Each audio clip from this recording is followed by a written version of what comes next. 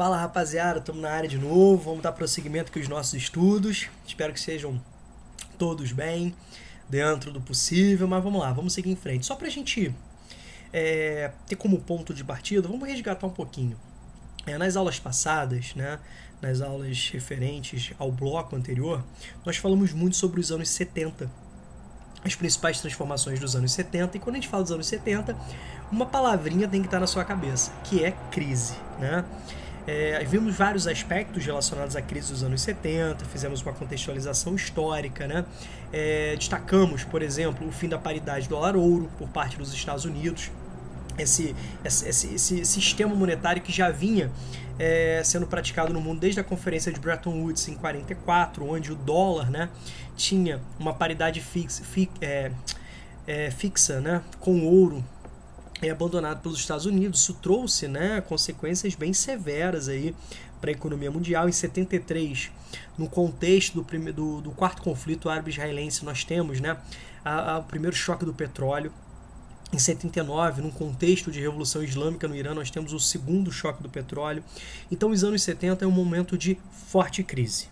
Bom, então, quando a gente fala anos 70, você pensa em crise.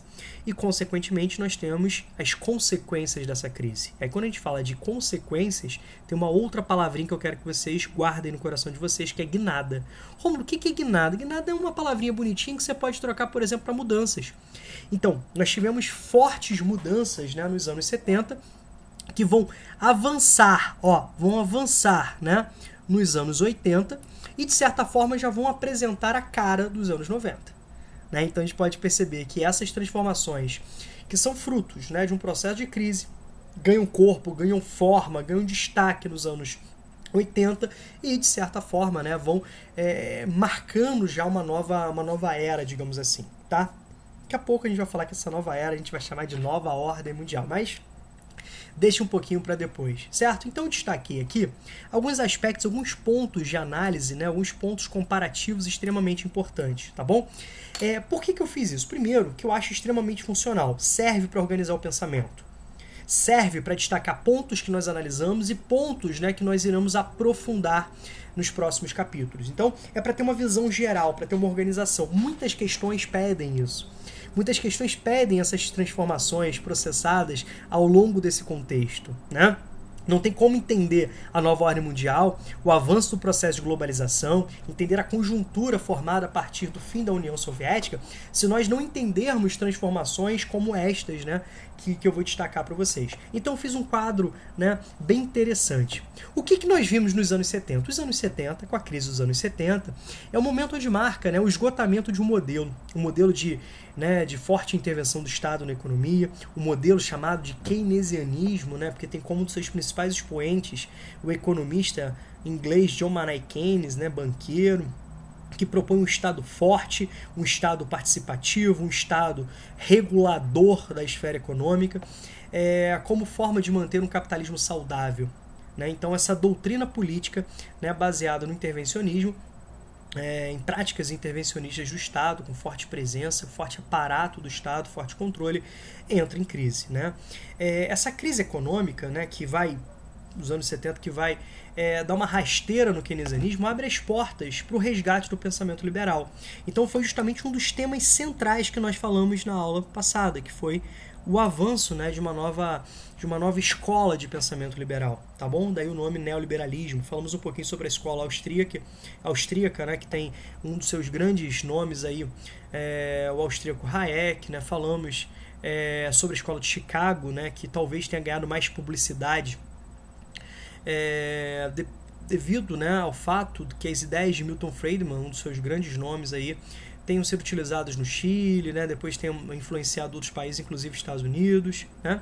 Então nós temos esse avanço aqui. Falamos bastante do neoliberalismo, da sua contextualização, das suas características e das suas consequências, fazendo uma ponte com hoje. Vivemos, né, um avanço muito forte de práticas liberais, né? De práticas neoliberais aí, certo? Alguns autores até gostam de utilizar esse avanço tão forte, por exemplo, no Brasil, né? Pode pegar o Brasil como exemplo. Eles gostam de utilizar a expressão de ultraliberais, ou seja, algo extremamente, né, para gritar para você, para chamar a atenção, para dizer, caramba, olha só, isso é muita coisa. Nesse cenário de crise a gente pode perceber de novo o recurso da presença do Estado, ou seja, empresas pedindo socorro, né, grupos pedindo socorro, e de certa forma o Estado tendo que assumir isso, o Estado tendo que assumir esse papel, né, de salvar a economia, de organizar de novo. Então, em épocas de crise, até os ultraliberais recorrem à participação do Estado. É extremamente interessante isso. Obviamente que não é no objetivo social, né, no objetivo de salvar, né, os seus lucros, mantendo os seus lucros e contando, né, com um forte aparato de influência do Estado através, né, do seu legislativo, através de instâncias, né, do judiciário que dão um aval a essas cartadas. Eu estava lendo, estava estudando alguns artigos científicos, alguns professores aí, alguns acadêmicos, inclusive fora do Brasil, que eles passam a utilizar o termo, né, recente de neokeynesianismo, né, sobre essa nova abordagem do Estado, ou seja, essa nova necessidade de um Estado presente, né, em épocas de pandemia. Eu não sei se esse termo vai pegar, eu não sei se esse termo, né, vai ganhar conotações variadas, se ele vai se consolidar no cenário intelectual internacional, mas fica aí, fica a dica, talvez, quem sabe, apareça numa prova de concurso que você vai fazer, né? Vamos lá. Falamos também que, com a crise do keynesianismo, nós temos a crise do fordismo, né? Esse modelo de produção, esse modelo de organização produtiva, né, que surge no início do século XX, tem o seu auge nos anos 60, né? Naquele momento ali de era de ouro, de anos dourados do capitalismo, nesse contexto pós-Segunda Guerra Mundial. Um modelo baseado num processo, né, de produção em massa, você produzindo muito, né, como forma de baratear o custo e, consequentemente, permitia que você ofertasse aquela mercadoria mais barata e, com isso, mais parcelas da população poderiam ter acesso, que estimulava ainda mais a produção, que cada vez mais diminuísse o custo, né, de produção daquela mercadoria, que poderia, de certa forma, ser vendida mais barato, acessando, né, permitindo que mais parcelas pudessem comprar, garantindo um mercado de consumo em massa. Isso era a estratégia fordista, né? A gente pode perceber que esse momento de crise, o toyotismo avança com força, né? Esse modelo de organização que é chamado de produção, que propõe uma produção enxuta, né? Barateando os custos de produção, através de táticas, né? Como da terceirização, da fragmentação produtiva, contando com parceiros sistêmicos, né? Enquanto o fordismo era extremamente dependente de estoques, o toyotismo propõe uma produção just in time, uma produção em pequenos lotes, né? Uma produção por demanda, certo?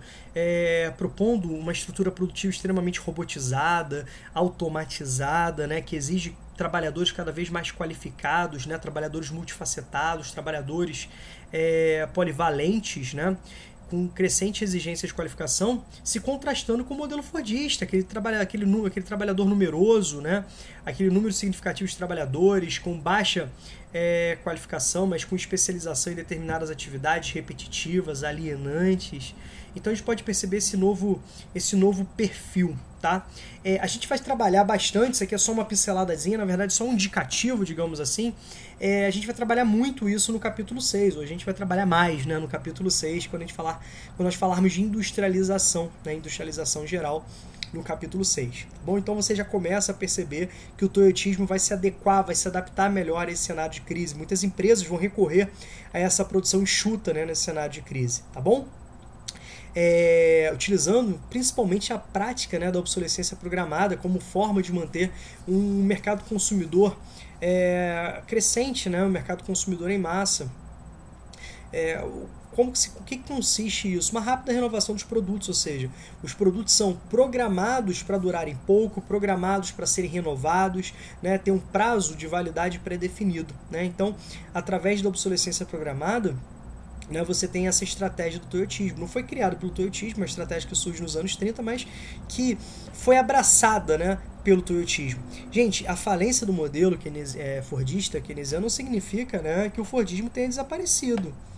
Tá? Pelo contrário, muitas empresas hoje utilizam modelos mistos, né, integrando características fordistas com características toyotistas, mas deixa pra gente discutir isso mais à frente. Tá? Aqui nós temos o momento da crise do socialismo real, essa expressão tão utilizada pelo professor Eric Hobsbawm, né? Falei um pouquinho dele em vídeos passados, né? Quando ele aponta ali a Revolução Russa em 17, a formação da União Soviética em 1922, processos liderados pelos bolcheviques, né? Tendo como seu principal nome Lenin, né? O revolucionário Lenin, cujo exemplo revolucionário, cuja prática teórica, né? Deixou um legado assim imenso, né? Imensurável também. O professor Eric Hobsbawm fala que o breve século XX começa, né, na Primeira Guerra Mundial, mas ele destaca bastante, né, a Revolução Russa como uma das consequências dessa Primeira Guerra Mundial. Então, foi a primeira vez onde você tem, segundo, né, essa visão, você tem um governo socialista, ou seja, aquelas teorias de Marx, de Engels, né, sendo aplicadas e virando realidade. No pós-Segunda Guerra Mundial, a gente vai perceber que mais territórios, né, administrados por uma economia planificada, por uma economia centralizada, por uma lógica socialista, mais territórios, né, praticam esse modelo. Então, o mundo socialista avança.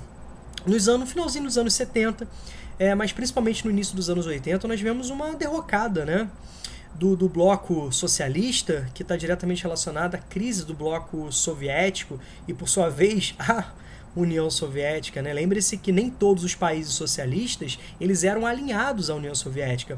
Um grande exemplo talvez seja a Iugoslávia, né?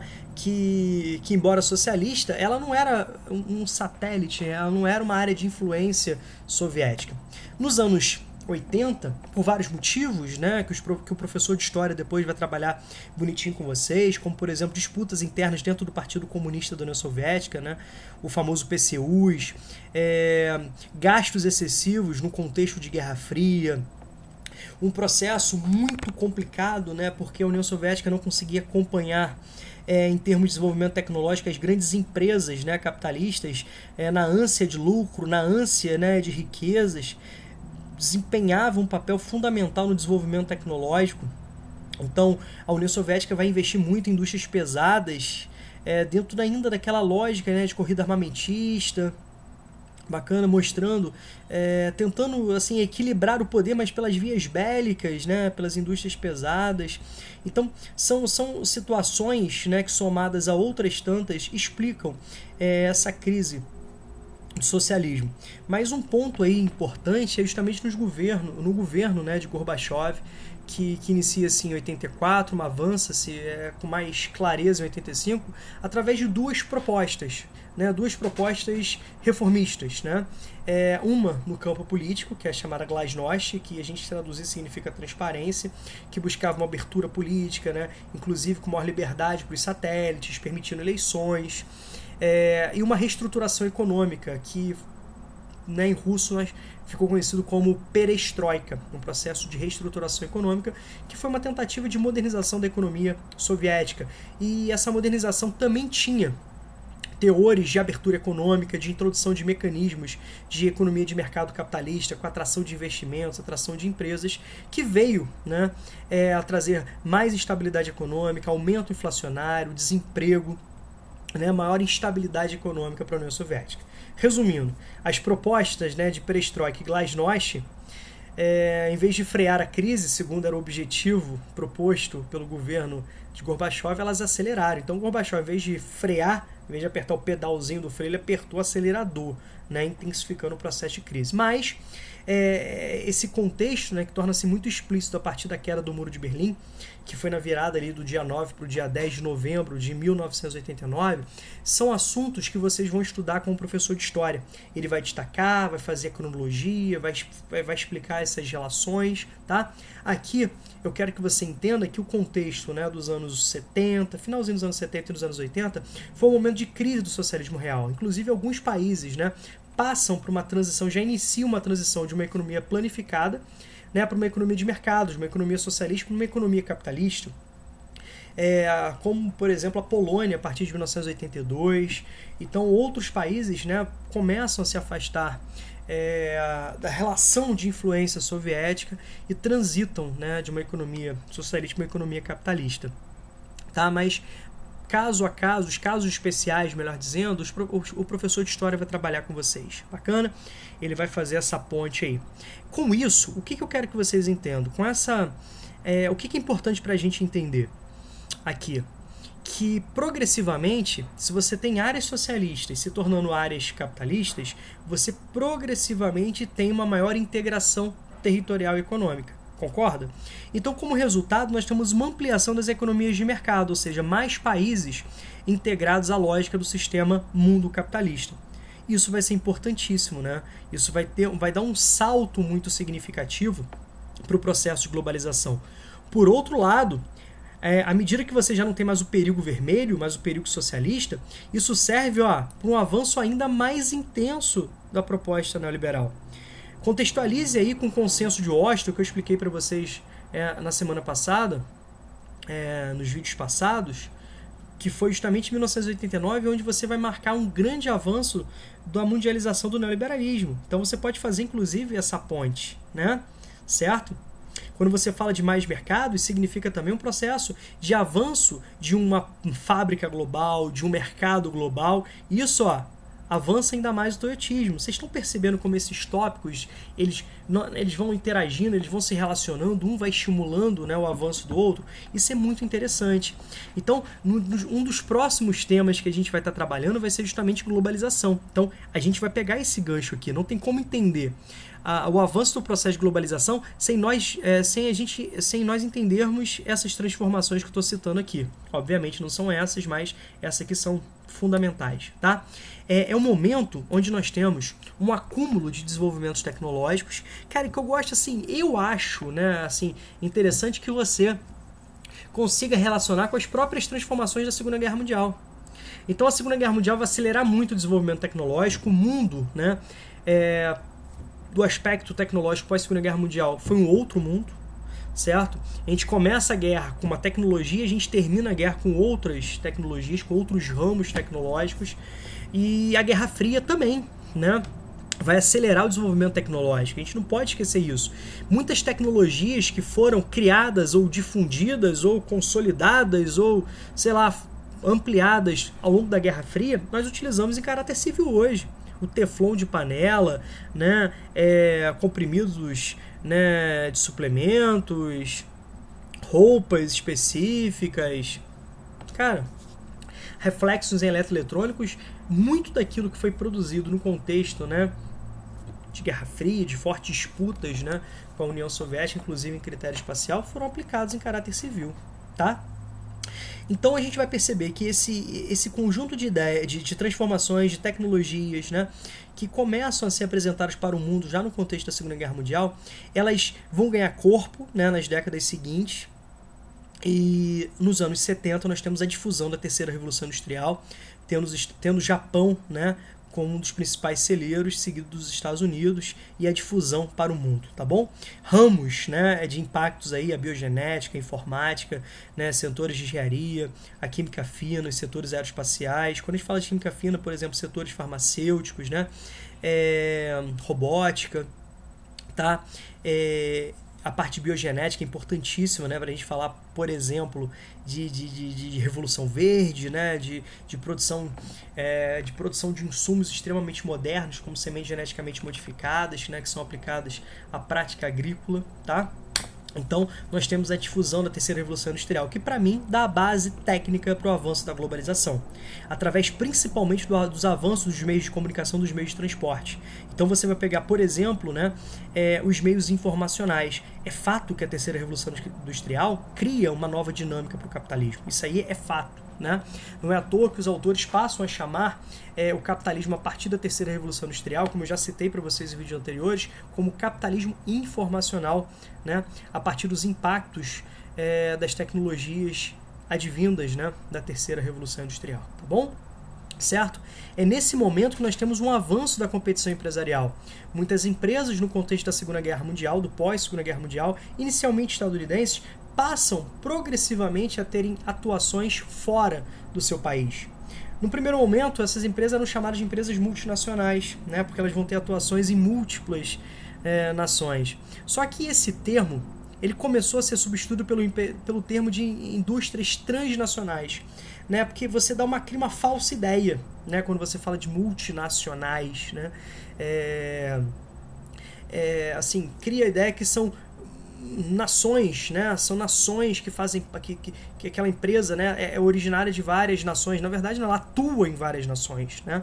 Então, é uma empresa que transcende a nacionalidade. O que é transcender essa nacionalidade? Ultrapassar. Então, você pode ter uma empresa sediada no país, mas você pode perceber que ela se torna uma empresa mundializada. Então, por exemplo, a Nike, né? Você não vai ver fora dos Estados Unidos uma propaganda da Nike com a bandeira dos Estados Unidos mais, né? A Adidas alemã, fora da Alemanha, você não vai ver uma bandeira da Adidas mais com a Alemanha. São empresas transnacionais, né?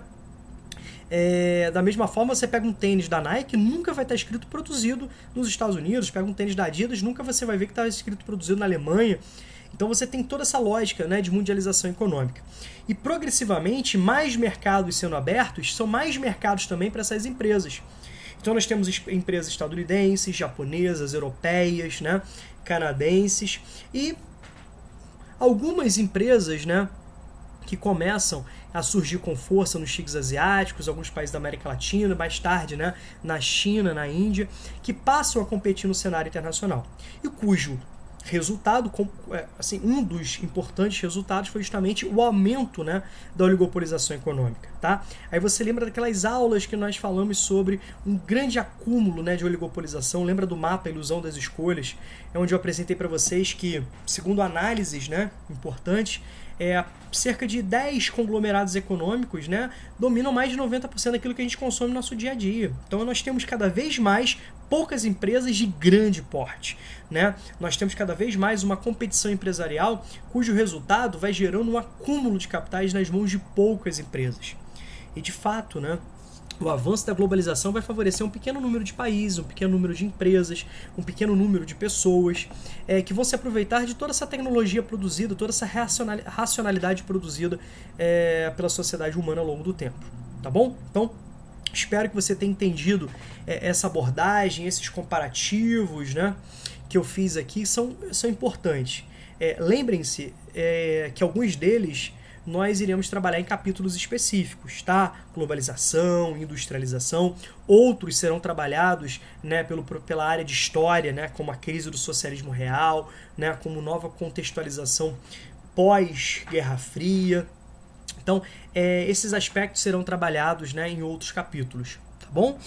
E em outras áreas também de atuação. Então, é isso. Espero que vocês, né, tenham entendido a mensagem que eu quis passar, mas caso tenha alguma dúvida, que é normal, a dúvida, né, é importante, que mostre que você está interessado, que mostre que você está estudando. Então, lembre-se que a dúvida faz parte do processo de ensino-aprendizagem, tá bom? Então, daqui a pouco a gente volta, de terminar essa parte de análise aí. Muita coisa, muita informação, né? Assim, são muitos dados, né? São muitos informes, mas é bacana, interessante estar mais próximo da nossa realidade, né? Então aqui, ó. Até daqui a pouco, galera. Grande abraço aí.